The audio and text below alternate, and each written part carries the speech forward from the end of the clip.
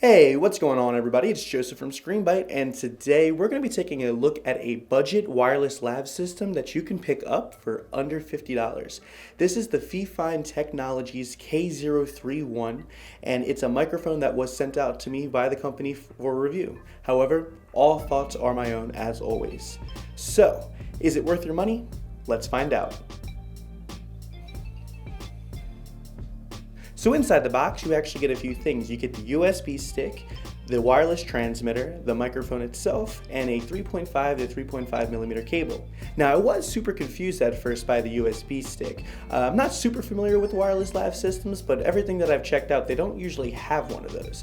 Turns out this is actually the USB receiver. I found that out by cracking open the manual. I know, I broke my man card, but couldn't figure it out.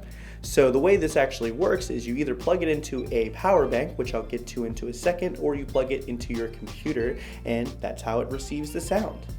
Now, with it being able to plug into a power bank, I thought at first, maybe I could just plug it into a power bank and then feed it directly into my GH5 for a wireless system that way. And I did that, and this is the sound that I got. Alright, so as you can see, I now have it plugged directly into my GH5, and there is a very prominent background hiss. And this does not go away.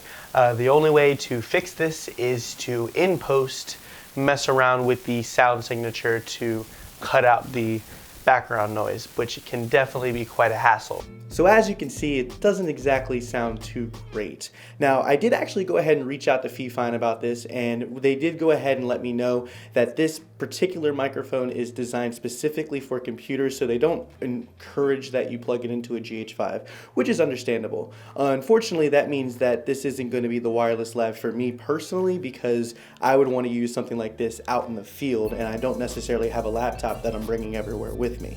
Now, even though it's not necessarily the microphone for me, let's find out if it's the microphone for you. Now, the two main use cases for this microphone are one of two things. One is actually pretty cool. If you take the power bank and a 3.5 millimeter cable and plug it into a speaker, you now have the ability to do a loudspeaker setup, which is great if you want to be a little bit portable. Now, I didn't have a speaker on hand to test this, but it does sound like a pretty cool idea. And the second thing, and this is what I feel like most people will use this for, is to actually go ahead and plug this into your computer and receive the sound that way. Now, you still have some freedom, because keep in mind, even though it's recording the file directly to your computer, if you're in like a studio setup, you do have the ability to move around your studio and collect good crisp sound. However, I did run into a small issue, which you'll see in the next clip. When it is working, you do get a tendency for what the mic sounds like, which is not that bad. I mean, it's not as good as something like my Rode or my 2035, but it is still a pretty fantastic sounding microphone. It's also not the point. This is the point. One, look how small it is, and two, I am standing in my office. And if I just wanted to leave you guys and say, peace, later, I am now standing out in my hallway, saying hi to Toby, who's taking a nap in the bed. That's my dog, by the way. I could go to the bathroom, but I don't want to do that because then YouTube would demonetize me. And that's what really makes this microphone so great, is the portability and the lack of cables, which makes it perfect for things like interview setups and other things like that.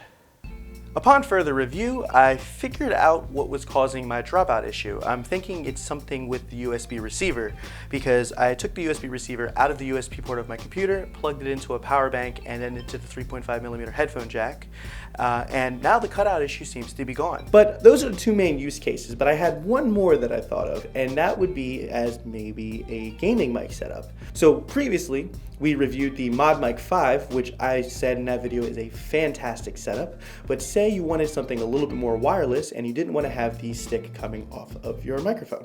That's where this comes into play. So what you do is, once again, plug it into your computer, and then... So for the gaming test, I went ahead and plugged it into my computer, and I have my webcam, and this is like the scenario you'd find if you were a Twitch streamer or on Twitch, or just communicating with a friend over Discord or another VoIP. And as you can see, it works pretty darn well. The sound quality is good for the price range, and I can communicate with my friends. And the cool thing about this Versus other solutions is if I were to, say, want to go to the bathroom and bring my mic with me for whatever reason, I just would pick up the receiver wherever I placed it, right here, get up and walk away.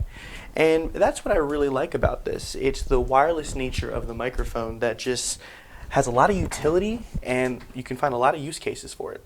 Voila, you now have a wireless lav microphone to use in-game. So if you take off your headphones, you can now walk away from your desk. So as I mentioned at the beginning of this video, this is a budget microphone, so don't be expecting the most amazing sound quality in the world out of this thing.